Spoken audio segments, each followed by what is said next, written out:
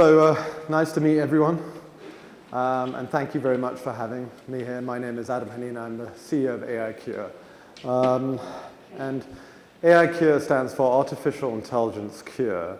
And I'm going to share with you a little bit about the company today, what we're doing, as well as a little bit about our journey. But before we begin, could I just ask, how many of you want to start a company? Okay. Hold that thought. So I started the company 6 years ago. I co-founded it. And we've gone through a big journey. I've probably gained a lot of weight. I've lost some hair. I've gotten grayer. It's definitely an incredible journey. And to give you a little bit about a background about AiCure, the NIH said that National Institutes of Health said that we have the ability as a company to impact both drug therapy and treatment. And the ability to have an impact in clinical research as well as population health is not something that every technology company can claim. But I'll give you also some bullet points of things that we've been able to achieve over the last five and a half years as an organization that are meaningful. So I'm going to look at the notes as well. We built a SaaS-based platform that will, through artificial intelligence, that will watch patients take their medication on a mobile device. And we will show you a short video on how that works, and we'll explain where the applications are and why we want to do that. It's being commercially deployed in clinical research and population health applications across multiple therapeutic areas, including cardiovascular, infectious disease, as well as serious mental illness. We built a pretty strong patent portfolio, which was the first thing we started with. We have 14 patents awarded and an application portfolio of over 50 applications pending. One of the co-founders is actually a patent attorney, which is helpful. Again, hold on to that thought. We've received over $7 million in NIH funding, which is non-dilutive funding, and it's allowed us to invest in the technology and build the technology. In fact, in 2010, I went to an NYC EDC event where I learned about this ability to access NIH funding. And I was going, wow, that's a pretty incredible source of financing if you can get it. It's non-dilutive, it's highly competitive, but it's extremely validating. We recently closed a $12 million financing led by a bunch of esteemed venture capitalists, including the former chief scientific advisor to Bill Gates. And we've been deploying this, and now we're about to publish data showing that the technology improves medication adherence levels in high-risk patient populations according to the blood levels of those patient populations, not some self-reported mechanism. My background is I've been in healthcare IT for about 17 years now. I used to work for Cerner Corporation, which is a large electronic medical records company. I went to Wharton Business School, I did a degree at Cambridge University, and I did an undergrad at Brown University in physics and economics, just so you get some background. And I was thinking about going into medicine, but I decided not to, because if you are able to leverage technology, you can have suddenly more touch points through technology on population health settings. So, what happens if patients don't take the medication? It's a very simple problem. Well, in clinical research, clinical trials fail if they don't. And today, in most clinical trials in outpatient settings, it's not really known if patients are taking the experimental drug because they use blister packs and pill counting to confirm if patients are taking the medication. That's a problem, right? Because it means that most clinical trials in outpatient settings are underpowered. And it causes pharmaceutical companies to over-recruit, spend longer developing the drug, and having drug trials that end up failing because they're not actually confirming that subjects are taking the medication. And that means that the powers, or the statistical power of that experimental design is impacted.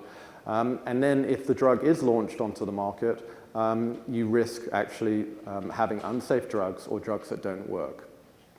In population health, you're looking at a $178 billion problem just when patients get hospitalized or re-hospitalized when they don't take their medication. So we're starting with a big foundation and a starting point of a major, major problem that costs the US, just the US, a huge amount of money. And now when you start to look at the global applications of the problem, it's a multiplier effect, which is a real problem.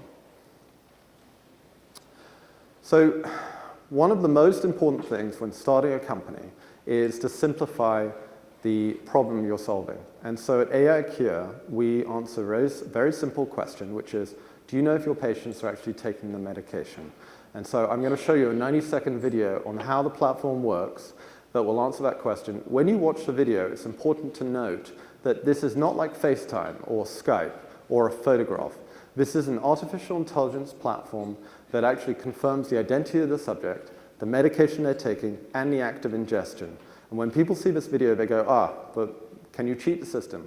Well, you can certainly cheat every system, but National Institute on Drug Abuse actually funded us to build in about 15 different levels of surveillance features to track the face around the field of view, identify duplicate enrollment, listen for audio spikes in the event that patients are spitting the medication out, and then also perform an empty mouth check. So I'll stop talking and I'll let you watch this video. For millions of patients, taking medication is vital to staying healthy. Yet half of all patients do not take their medication as prescribed.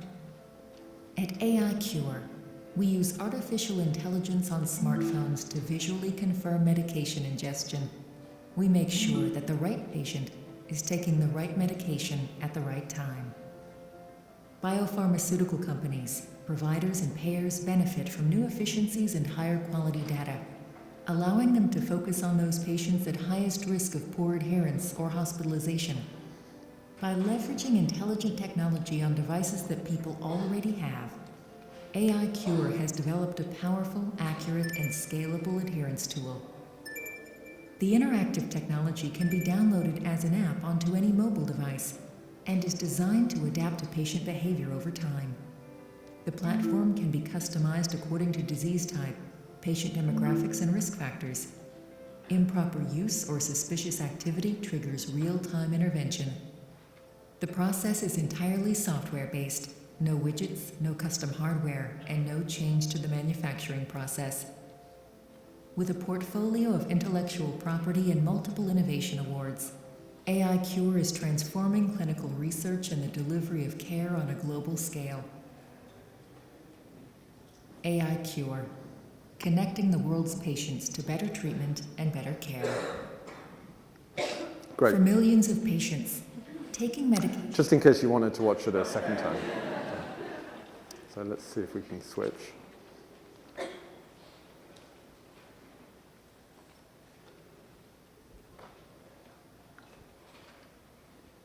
So you get the idea of the platform, right? It's a population health tool which is highly accurate. We don't require you to self-report your behavior in the same way we wouldn't ask you to self-report your driving speed down a highway. If you relied on self-reporting, you're probably not going to change the number of car crashes that occur when you, on the highways. In the same way, it's really important to think about the applications of new technologies that you develop and what you're trying to solve. And so as an organization, we did a lot of analysis on that. I wanted to point out 4 patients that have demonstrated 4 different types of dosing patterns, right? So you have patient A, which is a pretty good patient. Duration of the trial is the x-axis. Y-axis is time of dosing. And B, patient B, high variability after a few months. Patient C stops taking the medication. Patient D has dosing holidays. All of these patients will exhibit very different types of reactions or responses to the medications that they're taking. And so if you start capturing that data in a meaningful way, you can do something about it. You can do something about it in a clinical trial to make sure you start understanding how the medication works. And you can do something about it in population health to prevent people from being hospitalized. And that data, there are a lot of words that get thrown around in healthcare, especially in digital health. Big data is only as good as the quality of the data that you capture. So if you capture high quality data, you can respond in a very effective manner. So before you start a company, just don't do it, please, right? That's my biggest recommendation. And the reason why is because it's difficult, right? You read a lot of things in the newspaper about successful companies springing up, and there's been a whole evolution behind that company going through to some form of success. but it takes a lot of effort, and I want to urge everyone in the room to think through some of the milestones that we've hit that I'm about to talk through, but don't do it. So if you look at the curve and up the mountain, because it's a mountain, consider your initiative or a project that you'd like to start a 5 to 10 year endeavor. You really have to have the patience of a monk, and you have to be persistent. You have to be persistent. You have to have the persistence of a stone chiseler. You have to go through concepts, and you have to throw bad concepts out into the garbage as quickly as you possibly can, and be the most aggressive litigation lawyer, to knock those ideas down. And as I started to map out the things that we have done along the way, I realized that there were some kind of fundamental ideas that we had to kind of build into our organization in order to make sure that we were doing the right thing. So the first thing, analysis of the need. In digital health and healthcare technology, there is so much noise. It's deafening. I have a new app to make people happy. I may have a new app to improve billing cycles. I have a new technology to do X, Y, Z. Please, first, don't focus on the technology. Focus on the need that needs to be solved, the problem statement. And if you can articulate that problem statement as a big one, then you've probably got something which is compelling. Articulate the vision, right, and what you plan to do. 5 to 6 years ago, we actually put together a matrix that said, okay, we have this problem we're trying to solve, and we have this technology idea. This is 6 years ago. And we realized there were so many verticals we could go and attack in the marketplace, we had no idea where to begin. So I said, okay, let's list them out in a matrix and look at the attributes that are important in this, and then let's just create a scorecard. And that scorecard actually has been the driving force 5 to 6 years later. It helped us prioritize why we focused in clinical trials, most of our effort, the first deployment in this space. It helped us focus where we would be going next, but it helped us articulate that message. Applying to NIH funding was imperative for us. The first application took about 800 hours to put together. It was so painful. We used an external consultant to guide us through the bureaucratic process of all the paper shuffling and filing, and we got rejected the first time, narrowly. And that consultant got on the phone with our team, and about a week before we were about to apply for that grant, she said, guys, like this is all negative, you're never gonna make it. And so I took her aside and I said, your job is not to influence our motivation for doing something. Your job is to help us get the best possible result. Please quiet on the negativity. And then we got our summary statement back, and it said, you've missed by a really tiny, narrow fraction. Please address these issues, reapply, and then we won it. And that was our first $273,000 non-dilutive grant that allowed us to hire our first engineer. But going through that process of applying to the NIH required a great deal of learning and the ability to articulate your vision and your message really clearly in a scientific manner backed up by prior research. It's a very good exercise. I strongly recommend everyone to do it. Communication. If you're thinking through this analysis, make sure that you're developing a business that is not going to put people against each other. You're not stealing business. That could be a disruptive approach. But there are a lot of businesses that don't consider the negative implications that will occur when they're putting it forward into the industry. So find out very clearly who you're trying to sell to and where the need is. Persistence and long hours. I wake up, I work. I go to sleep, I probably looked at an email. This takes over your life. And so I've heard this echo, if you're not prepared to do that, don't do it. It's really time consuming. And you have to be the driving force. We met with the former chief medical officer of a major pharmaceutical company in 2011 as we were doing our due diligence internally to convince ourselves that this was a good idea. And he said, guys, this is never going to work. The technology doesn't exist. They were just kind of bubbling smartphones. We had a demo on a laptop because the smartphones weren't quite powerful enough to do demos then. And we had people saying, you're crazy. And then we had a whole bunch of people saying, you are absolutely, it's brilliant, you should do it.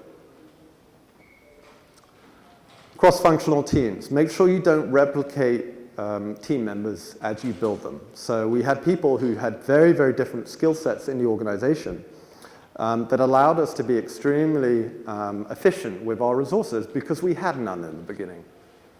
We brought in a public health expert, we brought in an IP attorney, we got our first computer vision engineer to start building technology. In fact, that cross-functional team, I remember I was trying to hire our first engineer, and he had done some work for us. He was at Temple University at the time. He had done some contracting work, consulting work, and he had just been offered a job at Nokia Research in 2011. Remember, Nokia was cool back then, right? Which is funny. But this Nokia's research lab was really pretty incredible, and he was going to go off and do it. And suddenly, we were going to lose our lead engineer. And so I had to speak to him and say, look, you can do that, but think about all the things you can do at AiCure. And so sometimes you have to convince people and allow them to see the vision and get them excited in a way that will mean that sometimes they'll make sacrifices that they would be uncomfortable doing otherwise. Relationships and believers. Okay, so this is really important. Try and build a network or a family of people that believe in what you do. So it was really funny. So I went to a pharmaceutical company. Actually, I'll just say it. So I went to Pfizer, and I met with a gentleman. I had an appointment, turned up on the day, 2011, something like that. And I was going to meet with Craig Lipset, who is the head of innovation. He was head of clinical trials innovations at the time. Hi, Craig. And what was happening was he came down and he had double booked me, right? So he basically booked someone else at the same time, and he walked over to them and said, hi, we're ready for our appointment. And I was kind of standing there and I was going, but Craig, we had had an appointment. And he goes, right. And I said, look, that's fine. Why don't you make another appointment with me and come to our office and meet the team? And when he said yes, I had him trapped, right?